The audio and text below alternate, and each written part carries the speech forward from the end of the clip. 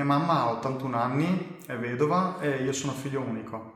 Il mio calvario è iniziato quest'estate a luglio quando è stata ricoverata in cardiologia e alla dimissione non era più lei. È la storia di Fabio, caregiver, una testimonianza che è simile a quella di tante famiglie che si trovano ad affrontare il decorso di malattie o situazioni in cui diventa impossibile andare al lavoro e insieme occuparsi dei cari che soffrono.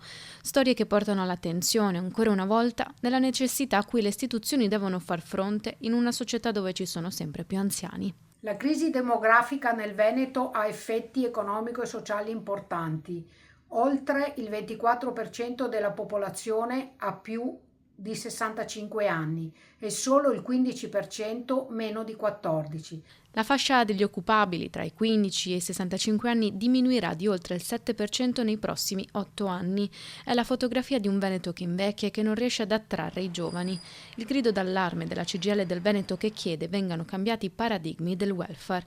Creare attrattività e permanenza dei giovani nella regione è un fattore essenziale per lo sviluppo. Trasversale a queste problematiche è anche il tema delle politiche abitative. Le politiche abitative sono uno dei fattori fondamentali per rendere questa regione più attrattiva.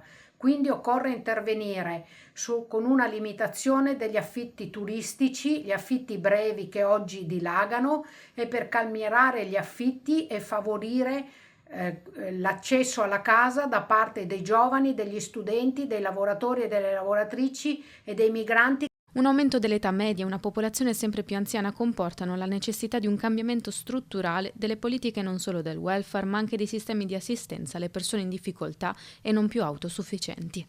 Abbiamo bisogno di maggiori finanziamenti, maggiori strutture proprio per far fronte e dare risposte concrete a queste persone che sono in una situazione di fragilità.